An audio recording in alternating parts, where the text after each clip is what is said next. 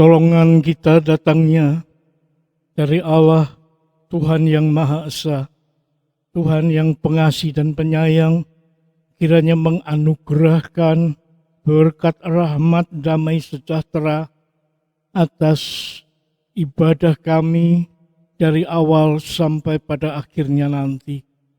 Kami mengimani, kami mengucap syukur berkat rahmat Tuhan di dalam nama Allah Bapa, Sang Putra dan Roh Kudus, di dalam nama Tuhan Yesus Kristus. Amin.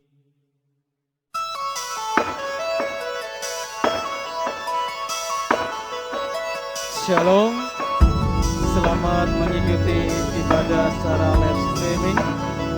Biar kami yang di sini yang bertugas, sementara Bapak, Ibu, Saudara cukup di rumah saja, dengan tidak mengurangi sukacita kita, karena himpunan kita lebih dari 2 orang, maka kita boleh percaya bahwa Allah hadir atas ibadah kita pada pagi hari ini. Amin, saudara. Terima kasih, sungguh baik.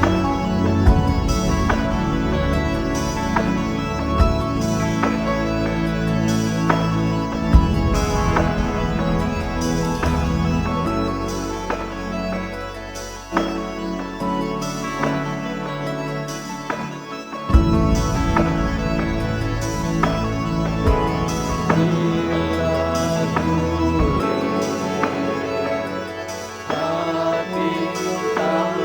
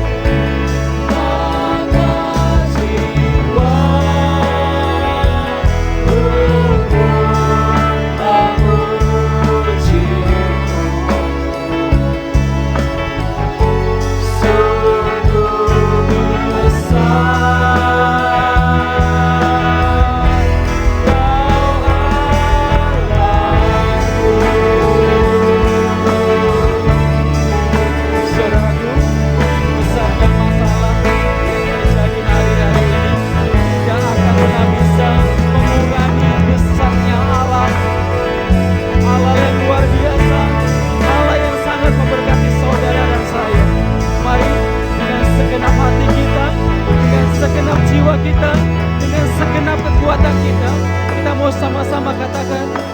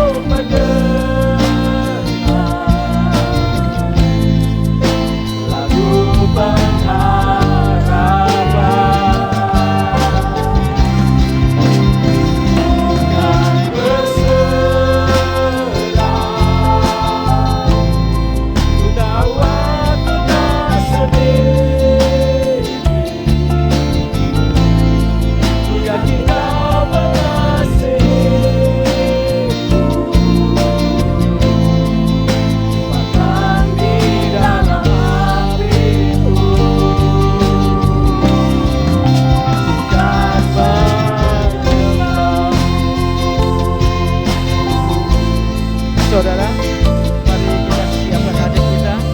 Sebentar kebenaran firman akan disampaikan buat kita semuanya. Ada pengharapan di dalam Tuhan kita. Kubur yang kosong menjadi satu bukti untuk boleh menjawab setiap pergumulan, menjawab setiap masalah kita. Bukan bernyanyi sampai jiwaku percaya,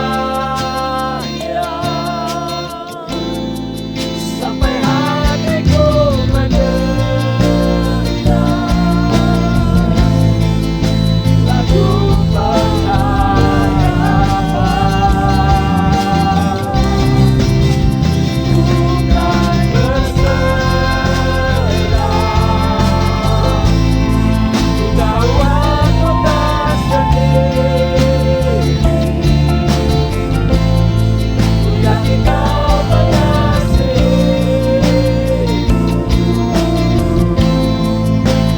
bahkan di dalam hatiku.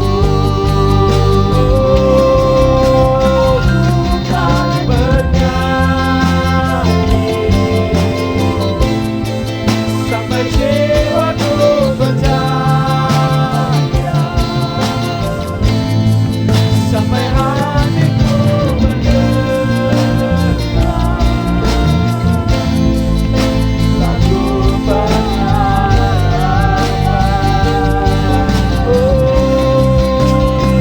Bukan berserah, ku tahu aku tak sendiri. Ku yakin Kau mengasihiku, bahkan di dalam hatiku. Bukan menyembahmu, bahkan di dalam hatiku. Bukan menyembahmu.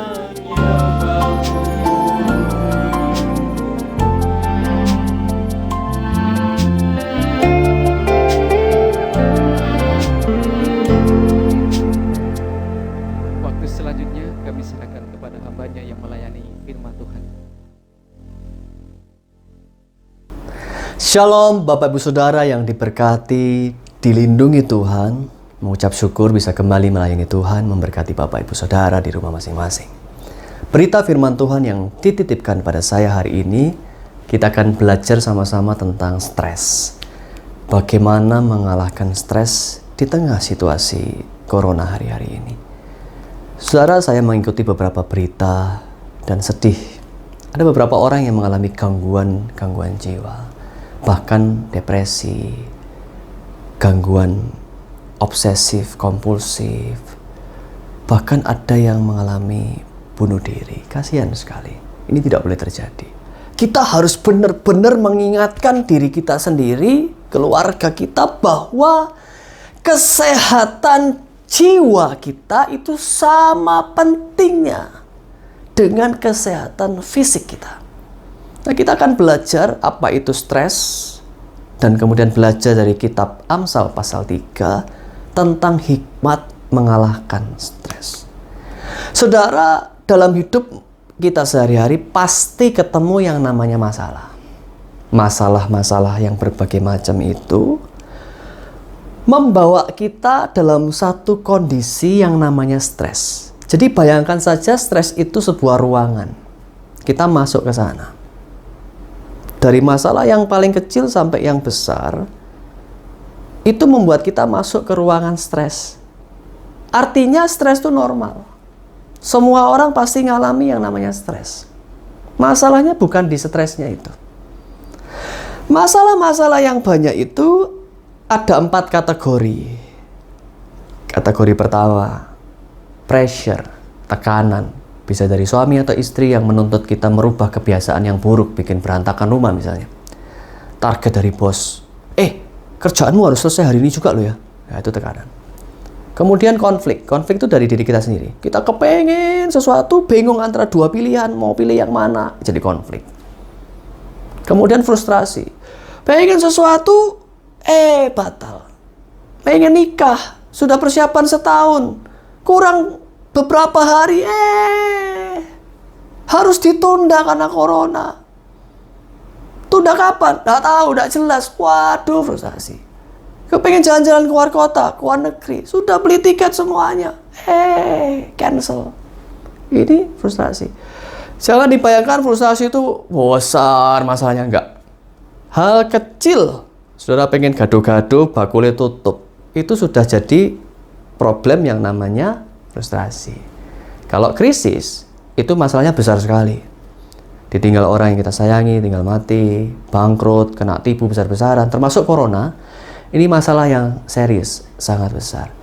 Nah, namanya manusia hidup pasti ketemu. Salah satu minimal, setiap hari hal kecil-kecil ketemu. Artinya, stres itu normal.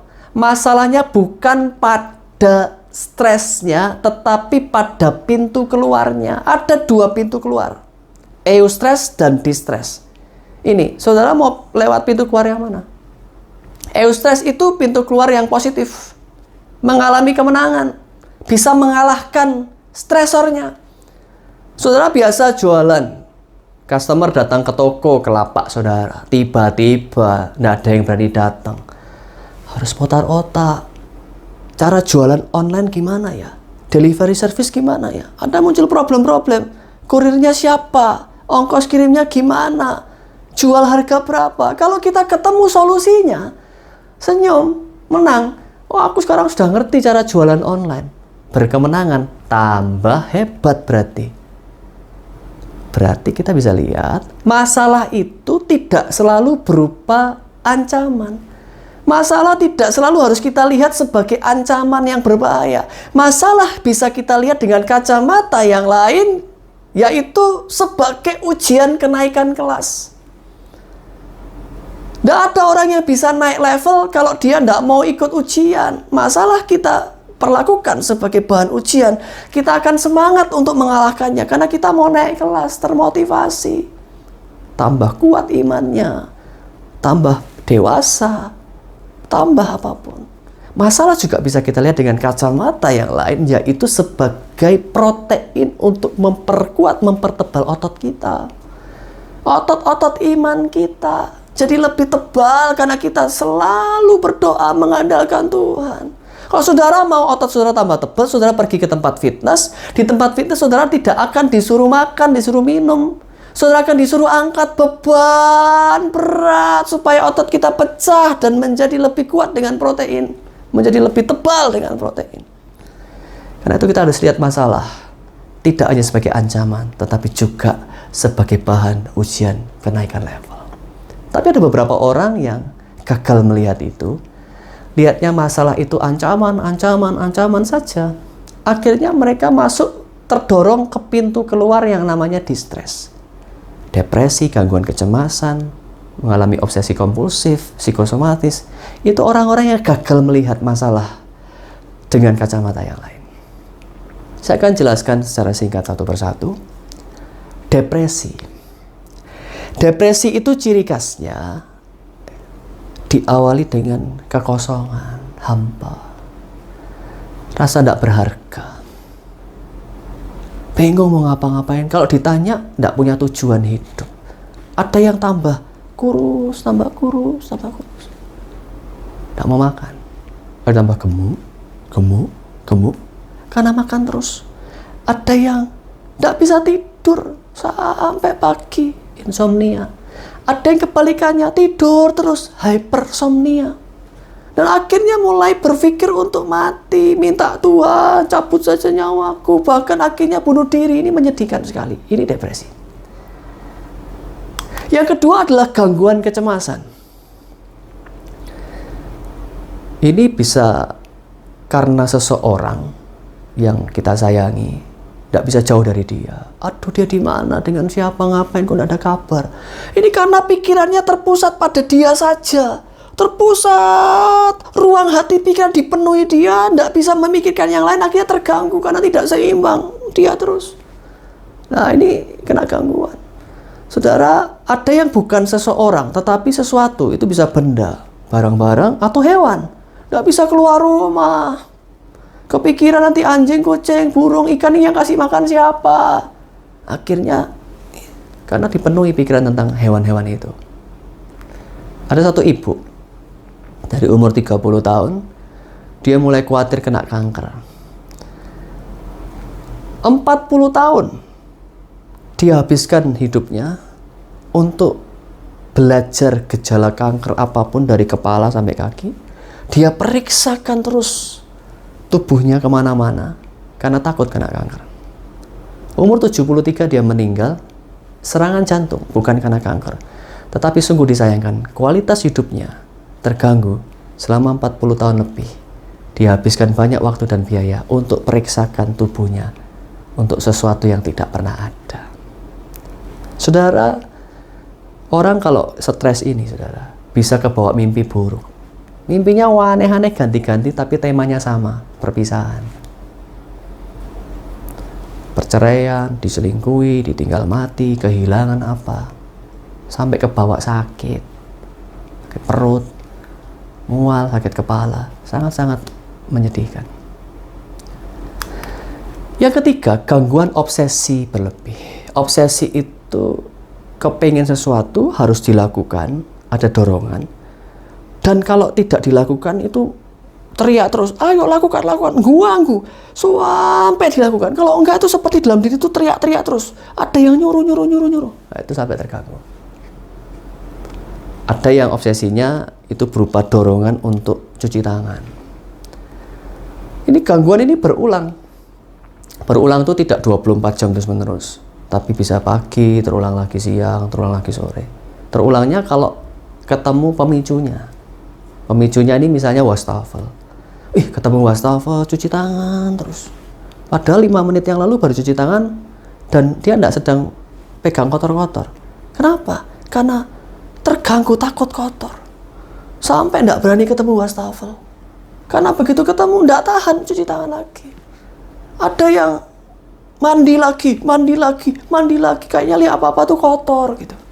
Teman saya OCD. Dia kalau beli sandal sepatu harus dilihat kalau tidak simetris digunting, saudara. Ya kalau sandal swallow murah, sandal jepit. Kalau itu sepatu sandal yang mahal, digunting, rusak, saudara. Ini obsesif, dorongan yang sangat mengganggu sekali. Ada yang meriksa kunci rumah, kunci mobil, ada yang terobsesi dengan tubuhnya, periksa di cermin terus-menerus. Ada noda, tambah gemuk, apa terus. Ada yang menimbun barang di rumah, souvenir dari puluhan tahun yang lalu, undangan nikah di mana-mana disimpan, baju bekas, koran bekas disimpan terus numpuk sampai mau duduk aja selonjorin kaki tidak bisa, penuh barang di rumah. Itu gejala-gejala dari gangguan obsesi. Nah, saudara, ada juga yang mengalami yang keempat itu psikosomatis. Psikosomatis ini sakit. Tapi bukan karena faktor biologis, bukan karena faktor medis. Medis bilang, bapak tidak ada apa-apa, ibu tidak ada apa-apa. Cek darah, cek urin, bebas semua. Urin, kolesterol, gula aman. Tidak percaya, saya sakit, punggung saya sakit. Periksa bakteri, tidak apa-apa, bu, ibu sehat. Coba cek virus, pak, tidak apa-apa, sudah dicek sehat. Tapi saya sakit. Coba CT scan, coba MRI, lo buat apa? Tidak ada apa-apa, bu. Paksa dokternya, pokoknya mau periksa. Ya sudah, periksa. Biaya banyak. Bu, hasilnya ibu sehat. Keluar. Pak, ini dokternya kayaknya kurang pinter, pak. Pergi luar negeri, China, Singapura, Amerika, Jerman. Waduh, keluar banyak biaya. Terganggu terus. Bahkan dokter luar negeri bilang, ibu tidak apa-apa, ini karena pikiran, karena stres. Ini namanya psikosomasis. Sakit yang karena pikiran. Tidak percaya, bahkan mikirnya jauh sekali. Ini dokternya ini apa enggak? Mikir ini mungkin penyakit langka. Sampai cari di internet, penyakit langka ini. Waduh, sangat terganggu. Hanya karena gejala 1-2, pikirannya terlalu jauh. Nah, saudara, saya berdoa, berharap saudara serius tentang kesehatan jiwa saudara. Jangan sampai mengalami gangguan jiwa. Karena itu kita akan belajar sama-sama kebenaran firman Tuhan dari kitab Amsal pasal 3 ayat 5 sampai 8. Amsal pasal 3 itu satu perikop yang berisi beberapa hikmat yang luar biasa. Tapi khusus ayat 5 sampai 8 itu tentang kesembuhan tubuh kita. Kita akan belajar 3 hikmat itu untuk menjadi berkat dalam hidup kita satu persatu. Yang pertama adalah mind placement. Mind itu pikiran kita, placement itu penempatan. Kira-kira pikiran kita ditempatkan di mana?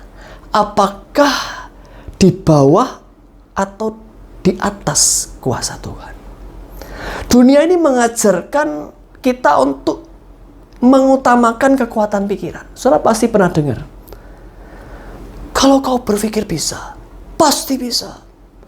Lihat cermin, katakan, engkau hebat, engkau kuat, engkau sanggup melakukan apapun.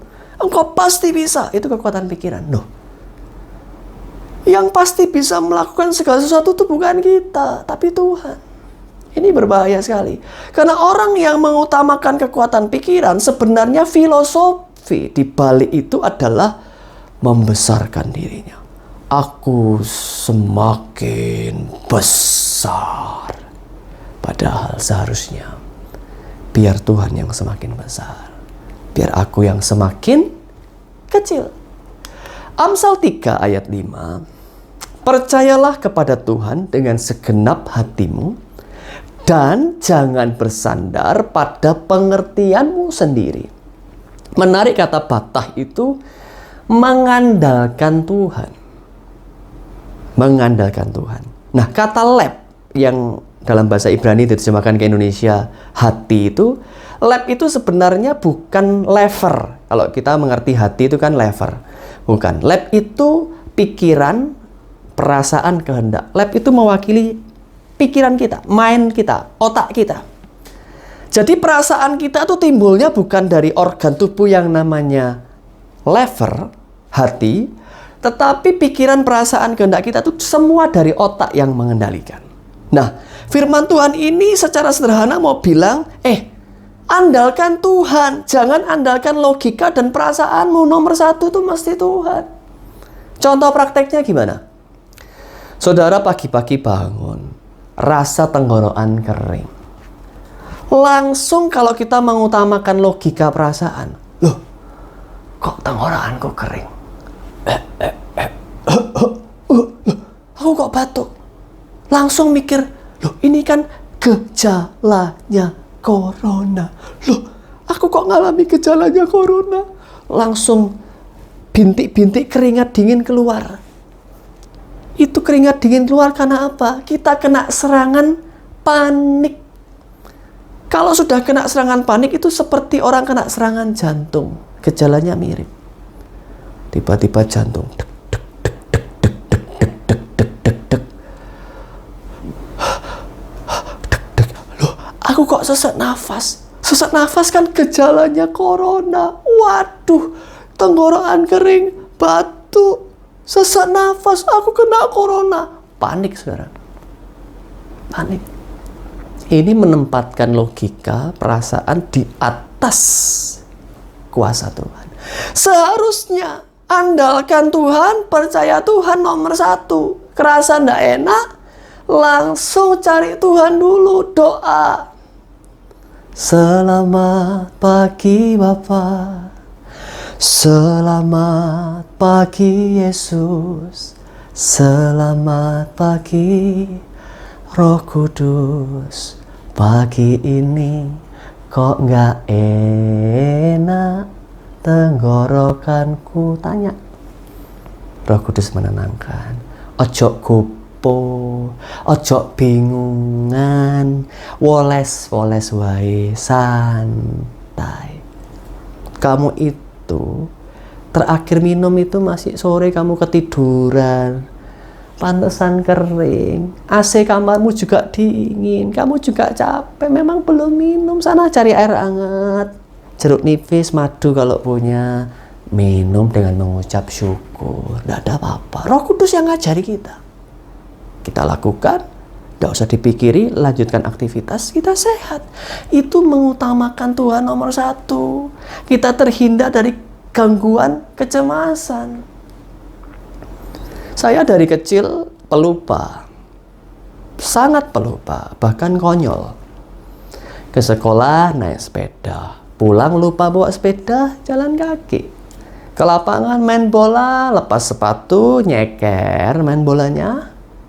Pulang sepatunya ditinggal di lapangan, lupa kalau bawa sepatu. Sampai besar, dewasa, masih pelupa, taruh handphone, taruh kacamata, taruh dompet. Dan yang cukup sering, sudah keluar rumah beberapa kilo, lupa rumahnya sudah dikunci atau belum. Ini mengganggu sekali. Balik lagi untuk periksa. Beberapa kali terjadi, waktu terjadi lagi, saya tepikan mobil. Saya berdoa, Tuhan Yesus, kalau saya ngikuti terus-menerus seperti ini, lama-lama saya kena OCD. Gangguan jiwa OCD. Saya tidak mau, saya tolak dalam nama Yesus. Saya mau mengandalkan Tuhan, nomor satu mengandalkan Tuhan. Logika manusia dan ketakutan itu berteriak, jangan mencobai Tuhan loh, sana pulang sana.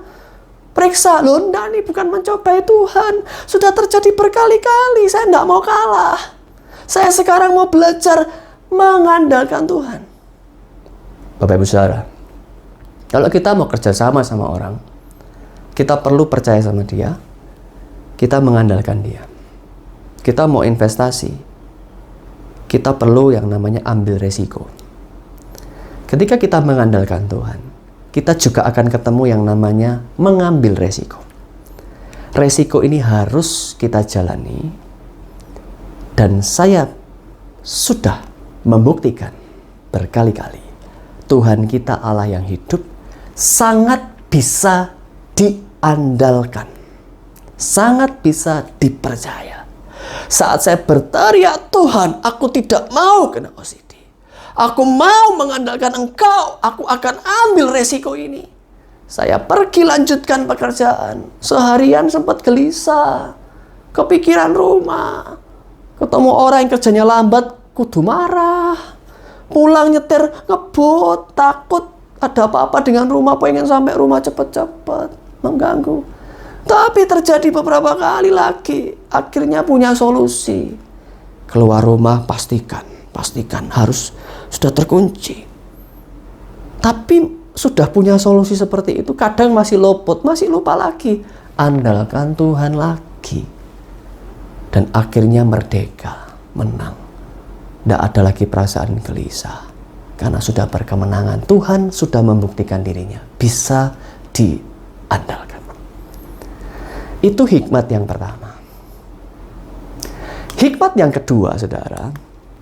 Mind's purpose. Mind's goal. Tujuan dari pikiranmu tuh sebenarnya apa sih? Kamu ngelakuin segala sesuatu dalam hidupmu itu sebenarnya tujuannya apa sih? Buat dirimu atau buat siapa sih? Firman Tuhan mengajarkan untuk menempatkan tujuan dari pikiran kita itu, akuilah dia. Tujuannya mengakui dia. Ini menarik. Kalau saudara baca sekilas, akuilah dia itu kayak saudara ditanyai, apakah engkau mengakui Yesus? Ya, saya mengakui. Tidak sekedar itu, saudara. Kata aslinya yada itu mengenalkan Yesus. Memberitahu orang tentang Yesus dalam segala laku kita. Laku itu perbuatan, perkataan, tindakan kita.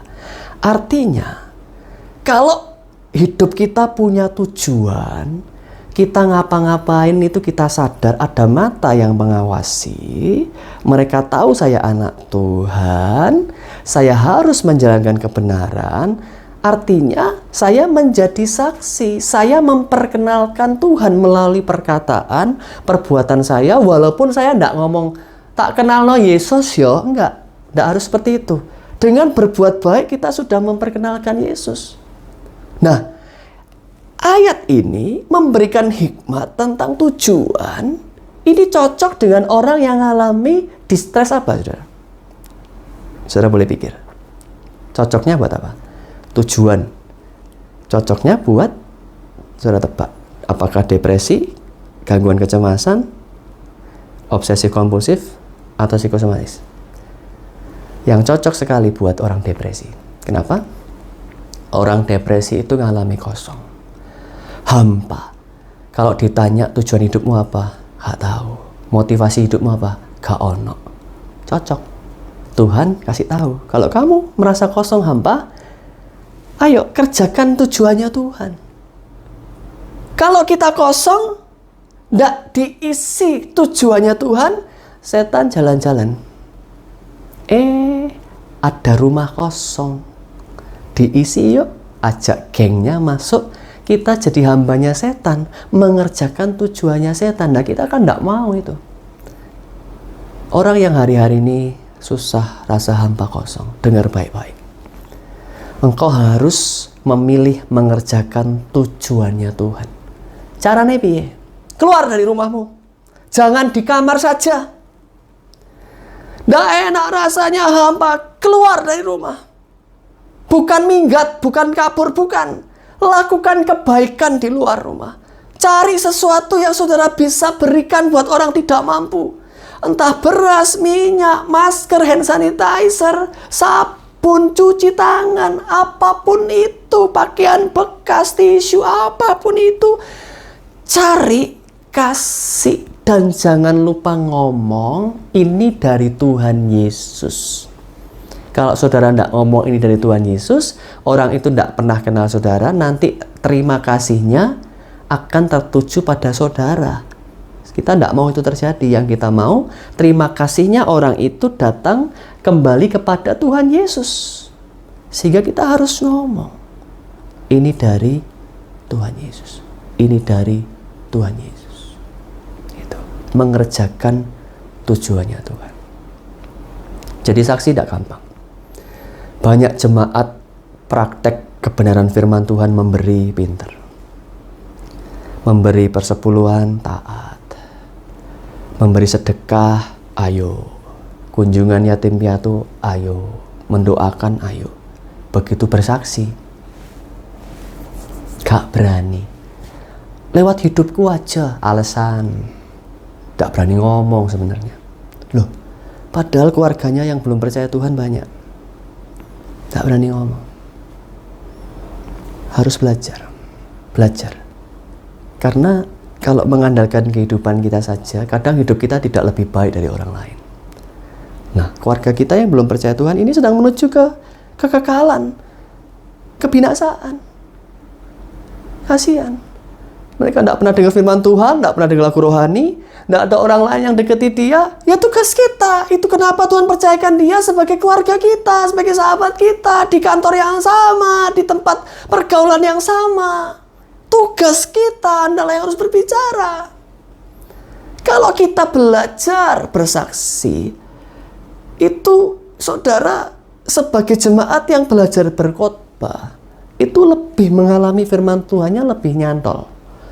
Saya guru piano yang juga jadi murid les piano. Saya punya guru juga. Nah, itu membuat saya lebih pinter. Sambil belajar, sambil ngajar, itu lebih pinter. Jemaat sambil jadi jemaat, jadi pengkhotbah juga di luar, itu jadi lebih paham kebenaran firman Tuhan. Itu yang membuat ayat ini hidup dalam diri kita. Ayat ini juga berlaku dalam kasus seperti ini. Tuhan, di situasi corona seperti ini kan tidak boleh keluar rumah. Tapi tidak punya tabungan. Ada sih orang-orang yang tabungannya, depositonya 2 tahun ke depan itu aman.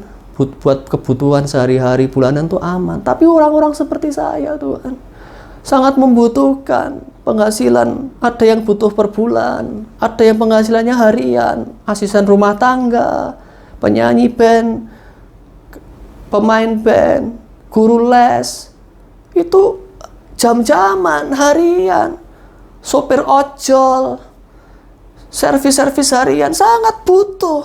Nah, kalau di rumah saja kan tidak dapat penghasilan, tapi keluar rumah berbahaya. Nah, ini ayat ini berlaku demikian. Saudara doa, Tuhan, Aku keluar rumah ini bukan keluyuran senang-senang. Aku keluar rumah ini tanggung jawab sebagai orang yang mencari nafkah. Buat anak istri, buat orang tua di kampung, mereka sudah tua. Biar saya yang bekerja, biar mereka istirahat di rumah. Kalau motivasimu benar di hadapan Tuhan, maka ketika kita keluar rumah itu, kita akan dilindungi Tuhan. Ayat ini berlaku. Ketika engkau mengakui Dia dalam segala lakumu, Dia akan meluruskan jalanmu. Yasyar itu membuat aman, membuat benar. Kita kemana-mana sama Tuhan dibelokkan, terhindar dari orang yang positif corona, nggak ketularan. Aman, benar, lancar. Karena motivasinya benar. Loh, apa hubungannya Pak? Cari nafkah dengan bersaksi. Oh, sangat erat hubungannya. Ketika saudara keluar rumah cari nafkah, sahabat saudara, teman saudara yang belum percaya Tuhan, keluarga saudara akan lihat, oh Bapak ini tanggung jawab ya. Walaupun situasi corona, dia tetap berusaha mencari nafkah untuk keluarganya. Dia bertanggung jawab. Dia anak Tuhan ya. Itu bersaksi saudara, memuliakan nama Tuhan. Jalan kita dibuat aman. Ayat ini berlaku buat itu. Saudara, ini hikmat yang kedua. Di dalam segala hal, muliakan Tuhan, bersaksi. Hikmat yang ketiga, mind distancing. Kita kenal physical distancing, menjaga jarak fisik. Kalau mind pikiran, berarti menjaga jarak pikiran. Ada orang-orang yang pintar sekali menjaga jarak fisik, tetapi justru mereka gagal menjaga jarak pikiran. Justru pikirannya didekatkan dengan berita-berita corona setiap hari, update jumlah yang sakit berapa, di daerahku gimana, yang meninggal berapa. Konsumsi terus setiap hari itu berita corona. Lah ini malah mendekatkan diri, ini bahaya. Jangan sampai fisik sehat, mental yang terganggu, jiwa yang sakit, tak boleh. Amsal 3 ayat 7 dan 8 ada dua prinsip. Prinsip yang pertama, takutlah akan Tuhan. Artinya, cuma boleh takut pada Tuhan. Jangan takut ke yang lain selain Tuhan. Banyak orang kebalik. Nggak takut bikin dosa. Takutnya sama corona, tapi sama dosa santai saja. Ini kebalik. Harusnya takut bikin dosa, nggak takut corona. Itu prinsip yang ini, prinsip pertama. Tapi kita nggak boleh mikir begini. Oh, takutnya sama Tuhan saja. Berarti nggak takut sama corona, ya. Berarti boleh ya ketemu orang banyak. Oh, ini ngawur. Karena sudah dijelaskan di bagian kedua ayat ini. Dan jauhilah kejahatan. Menjauhi kejahatan ini maksudnya apa? Kejahatan dalam bahasa Ibrani ra itu dosa, harus dijauhi. Kita berbuat jahat, kita jauhi. Malapetaka, kita jauhi. Termasuk corona ini malapetaka, kita jauhi. Kata ra juga bisa diartikan distress. Distress itu sakit jiwa, gangguan jiwa, harus dijauhi. Artinya kita menjauh dari sumber kekhawatiran kita. Kalau kita bisa menjaga jarak pikiran kita jauh dari sumber kekhawatiran kita dan mendekatkan pikiran kita kepada Tuhan karena kita takut akan Tuhan, ayat ini berkatnya terjadi.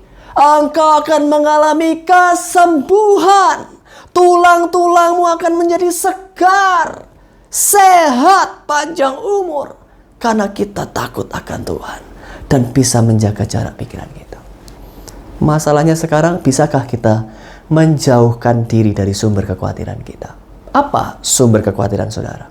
Corona, jangan buka handphone sementara waktu. Keuangan, uang bukan masalah. Masalahnya cinta akan uang.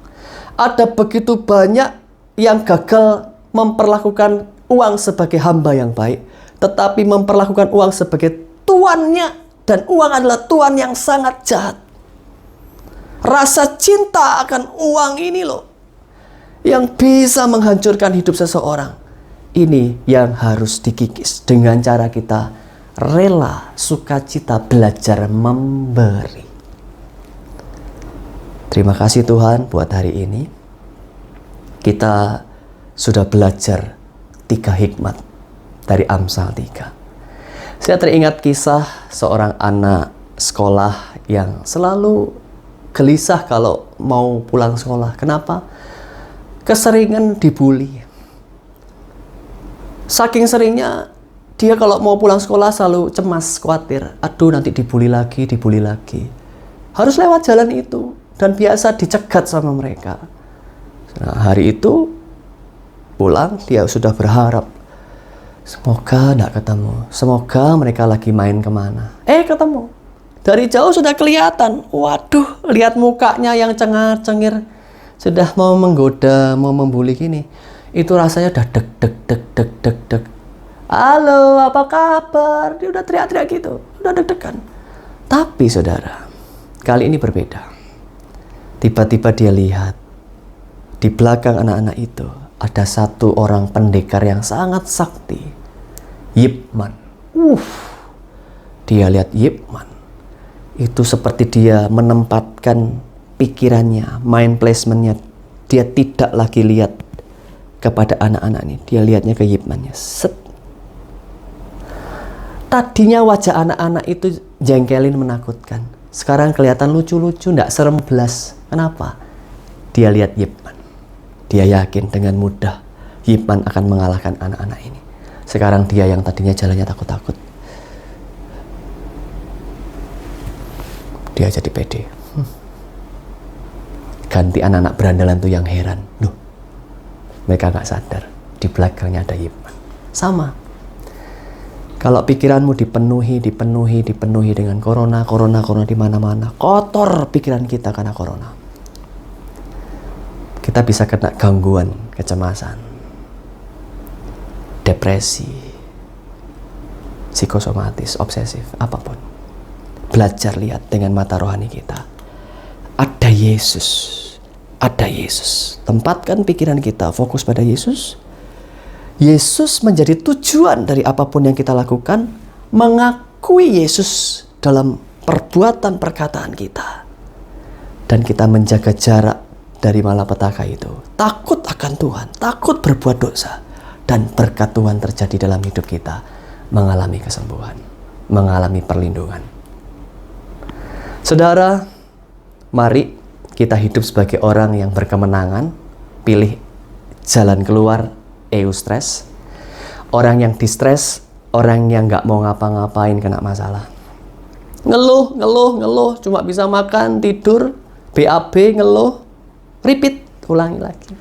Orang yang eustress, dia tetap jalankan aktivitas. Pagi berdoa, bekerja keras, bekerja cerdas, keluarga diutamakan, dia tetap belajar, dia tetap bisa bersenang-senang, dia tetap bersaksi semuanya demi nama Tuhan, dan waktunya istirahat, dia istirahat, diulangi lagi paginya, hidupnya tetap bertumbuh. Itulah yang dikehendaki Tuhan. 3 hikmat dari Amsal 3 ayat 5-8. Mind placement, menempatkan posisi logika dan perasaan kita di bawah kuasa Tuhan.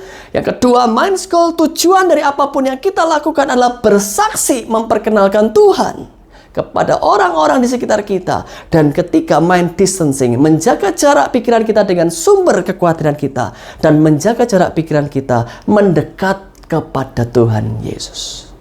Tuhan memberkati kita semua. Mari kita berdoa. Bapa dalam surga, mengucap syukur buat berkat-Mu pada hari ini. Ajar kami untuk menangkap 3 hikmat yang Tuhan berikan lewat Amsal 3 ayat 5-8. Engkau melindungi kami, merdeka, menang atas setiap gangguan-gangguan dalam pikiran kami. Terpuji nama-Mu Tuhan, kami bersyukur buat berkat-Mu. Jemaat, mari kita mengangkat tangan kita, terimalah berkat dari Allah Bapa menyinari engkau dengan wajahnya, memberikan kasih setia, melindungi engkau dan keluargamu, melindungi pekerjaan mata pencarianmu, dibukakan pintu-pintu berkat dari segala arah atas hidupmu, diberkati dengan kesehatan, pelindungan untuk anak-anakmu, keluarga besarmu, masa depanmu indah, dan engkau terus dalam kasih sayang Tuhan untuk kesehatanmu, untuk apapun yang kau inginkan taruh di bawah kaki Yesus, engkau berkenan di hadapannya dan engkau akan diberkati Tuhan mulai hari ini sampai Maranatha Tuhan Yesus datang yang kali kedua. Di dalam nama Bapa, Putra dan Roh Kudus kami semua berdoa dan mengucap syukur. Amin. Kekasih Tuhan, umat Allah yang disayang, dimanapun Anda semua berada, mari saya mengajak kita menutup ibadah ini dengan tunduk kepala dan kita akan panjatkan doa bersama-sama. Ya Allah, Bapa yang di surga, kami mengakhiri ibadah ini dengan rasa syukur, menyerahkan seluruh penatalayan dan hamba-Mu. Semuanya kiranya itu diberkati, dirahmati oleh Tuhan. Dan kami boleh menutup ibadah ini dengan mengucap syukur atas anugerah Tuhan. Kami menyerahkan semuanya di dalam berkat nama Allah Bapa, Sang Putra dan Roh Kudus. Di dalam berkat nama Tuhan Yesus Kristus. Mari kita yang percaya kita katakan bersama-sama. Amin.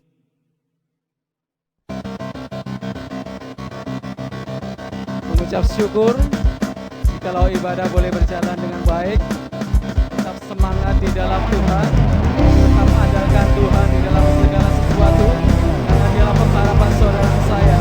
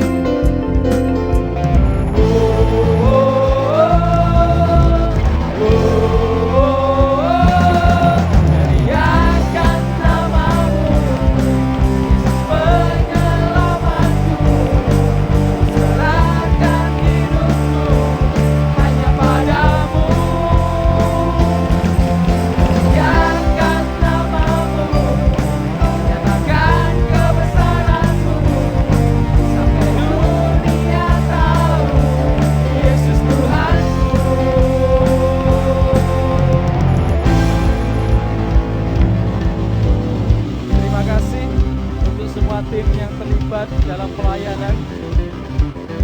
Terima kasih untuk tim multimedia. Terima kasih untuk tim PAW. Terima kasih untuk Bapak, Ibu, Saudara yang mengikuti ibadah.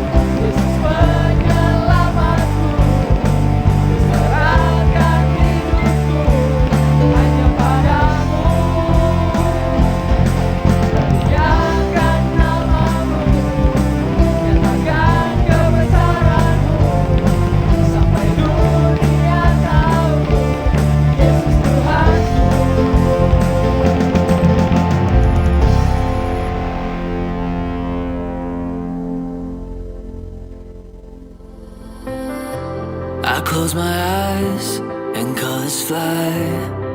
There's no hiding from your grace.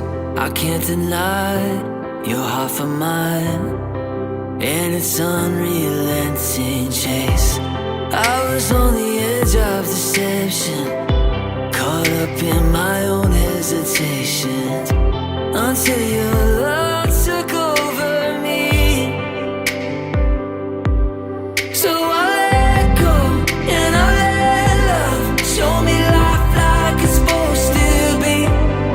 On oasis, it awaits us, all the freedom I ever need. Now I'm alive. When I let go, then I find life. When I let go, then I find life.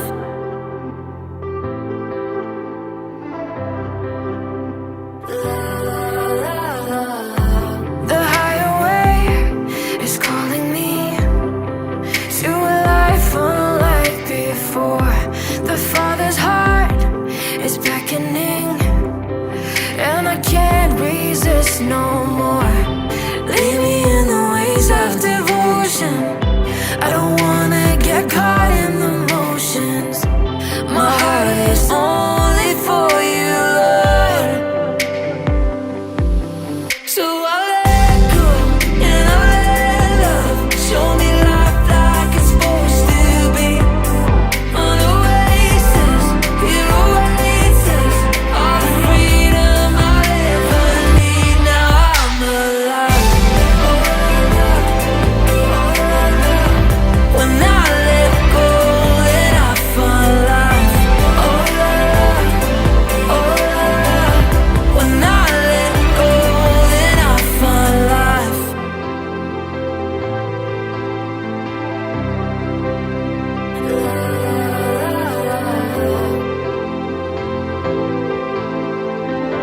When I let go, then I find life.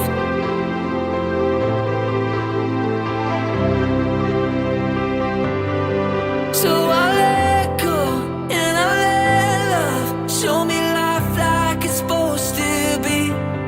On oasis, here awaits us, all the freedom I'll ever need. Now I'm alive. Oh la la, oh la la.